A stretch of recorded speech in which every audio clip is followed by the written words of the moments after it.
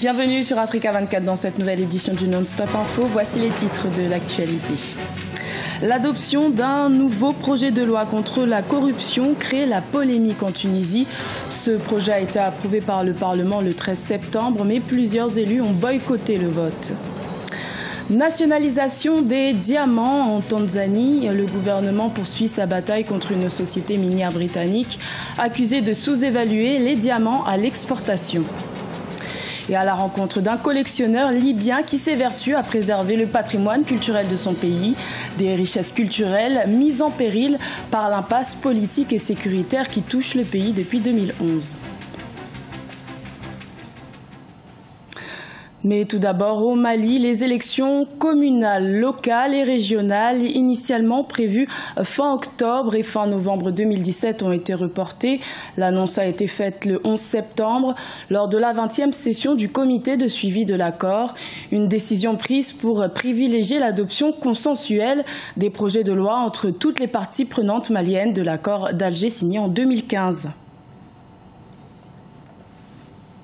En Tunisie, un nouveau projet de loi contre la corruption adopté le 13 septembre par le Parlement crée la polémique. Ce projet, soutenu par le président Béji Caïd Essebsi, prévoit d'acquitter certaines personnes poursuivies pour corruption, mais il est décrié au sein de la société civile. Les explications de Patricia Solange-Dubois.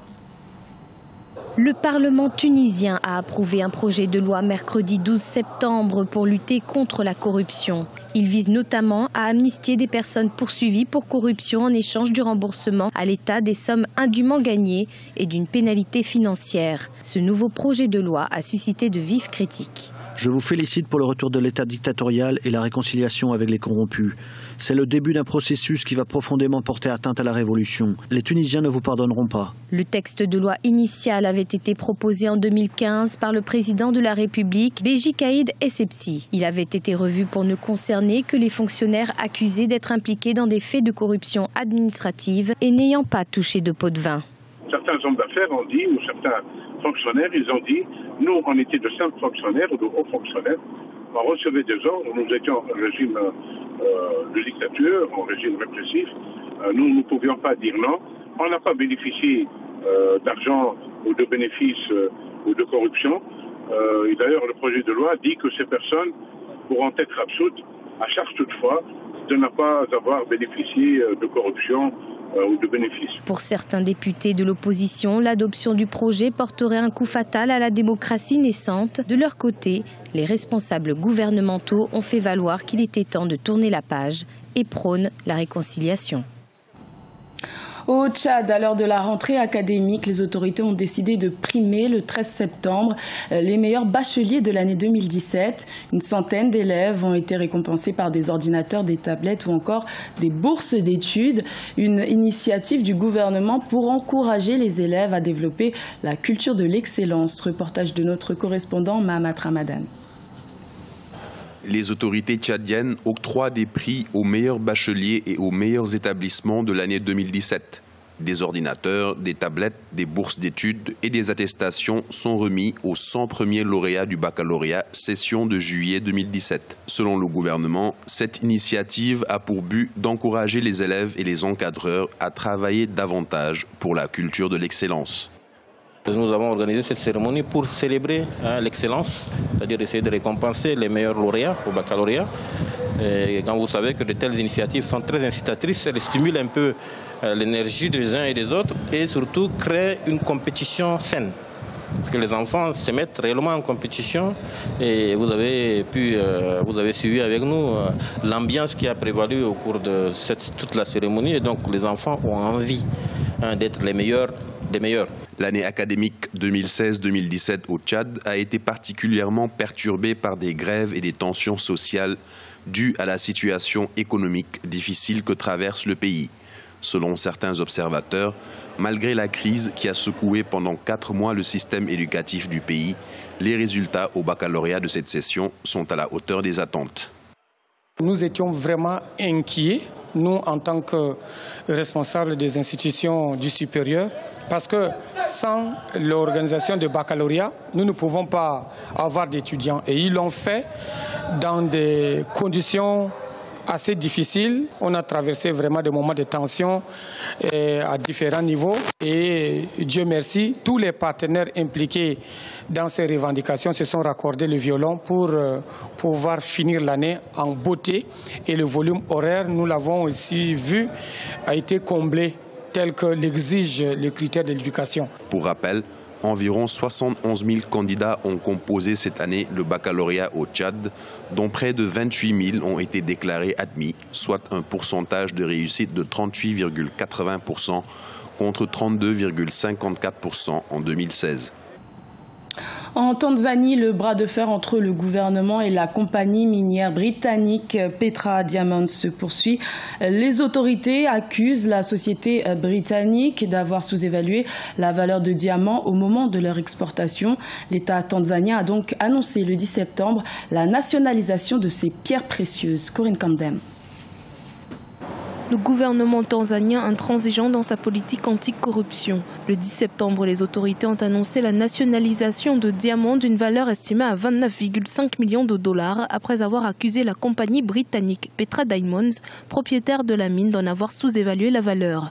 Les documents de la compagnie britannique faisaient en effet état d'une cargaison estimée à 14,7 millions de dollars. L'État est dans son bon droit d'agir de la sorte. Et ce n'est pas nouveau, c'est courant un peu partout, dans le domaine de la foresterie, dans un domaine autre que minier. L'État utilise ces moyens-là pour pouvoir rentrer en possession des impôts, droits et taxes qui généralement constituent la principale source de revenus qui lui permet de faire face à ses engagements publics. Donc, si vous privez l'État de ses moyens d'action, c'est un peu comme si vous piétiniez la queue d'un félin et vous ne pouvez pas le faire impunément. Et c'est le cas maintenant avec cette entreprise face au gouvernement tanzanien. Depuis son retour à la magistrature suprême en 2015, le président John Magufuli se montre inflexible dans la lutte contre la corruption. Dans son collimateur, les grandes sociétés minières étrangères qui opèrent en Tanzanie. Pour cause, un rapport parlementaire les accusant d'avoir sous-évalué leur production. Une sous-évaluation qui a entraîné un manque à gagner pour le pays de plusieurs dizaines de milliards de dollars en impôts et redevances depuis 1998. Le diamant n'a pas été exploité ailleurs, ça a été exploité dans le sous-sol tanzanien. Donc ça appartient à la Tanzanie. Vous regarderez un peu partout en Afrique, les codes miniers disposent clairement que toutes les ressources du sol et du sous-sol appartiennent à l'État aujourd'hui et même à l'avenir, ça appartient donc au pays, ça n'appartient pas aux exploitants. Et l'État est faisant partie également de cette entreprise-là. Vous savez très bien que partout dans les entreprises, lorsque l'État n'a que la minorité de blocage de 11%, cela lui permet d'exercer son droit de préemption.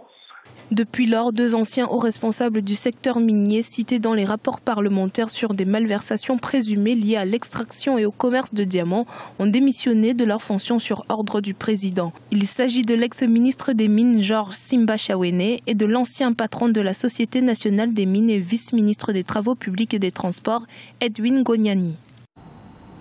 La Libye abrite pas moins de 5 sites archéologiques inscrits par l'UNESCO au patrimoine mondial de l'humanité, des richesses issues des diverses civilisations qui se sont établies dans le pays au fil des siècles. Un collectionneur libyen s'est donné pour mission de préserver ce patrimoine culturel grâce à sa boutique située à Misrata. Plus de détails dans ce sujet de la rédaction. Préserver son histoire à travers des pièces rares. C'est la mission que s'est donnée Ahmed Al-Maghi, un collectionneur libyen.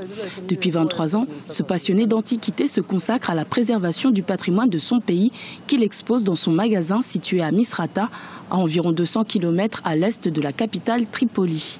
En plus de 2 décennies, il est parvenu à recueillir plus de 4500 pièces qui remontent pour certaines à l'Empire ottoman des années 1200. Mon hobby a commencé il y a 23 ans et j'ai essayé de rassembler la plus grande collection d'antiquités pour célébrer notre patrimoine et notre culture et aussi pour les préserver. Tout cela a été à travers des efforts personnels et maintenant je peux ouvrir le magasin pour montrer ce patrimoine et informer autant de personnes que possible sur leur histoire et relancer l'intérêt pour le patrimoine culturel. Sa collection rassemble des richesses provenant de différentes régions libyennes, mais aussi d'autres pays tels que le Liban, la Jordanie, la Tunisie et l'Égypte. Au-delà de l'aspect financier, sa boutique fait surtout office de vitrine pour exposer ses collections, une initiative saluée salué par sa clientèle. L'idée d'un magasin de collection est très bonne et c'est une bonne initiative. Il est rare de trouver ce genre de boutique en Libye et j'espère que les gens feront attention à ces choses et se sensibiliseront aux objets de collection afin que nous ayons des expositions. C'est une bonne idée. La préservation des pièces antiques est mise en péril par l'instabilité sécuritaire que traverse la Libye, notamment depuis le début de la tourmente politique en 2011. Mais Ahmed Al-Maghi est déterminé à sauvegarder ces objets de collection pour les transmettre aux futures générations. Dans le reste de l'actualité, les quarts de finale de l'Afro-Basket masculin 2017 se sont déroulés ce jeudi 14 septembre en Tunisie, pays co-organisateur de l'événement avec le Sénégal. 4 matchs se sont joués. Le Maroc l'a emporté à 66-62 face à l'Égypte. Le Cameroun s'est incliné 91-106 face au Nigeria. Victoire de la Tunisie face à la République démocratique du Congo, 81-60. Et enfin, le Sénégal s'est imposé 66-56 face à l'Angola. Et les matchs des demi-finales doivent se jouer ce vendredi 15 septembre. Le Maroc affrontera la Tunisie à 17h GMT et le Nigeria fera face au Sénégal à 19h30 GMT. Ce journal a été réalisé par l'ensemble de la rédaction. Merci de votre fidélité. Retrouvez dans un instant une nouvelle édition de l'information sur Africa 24.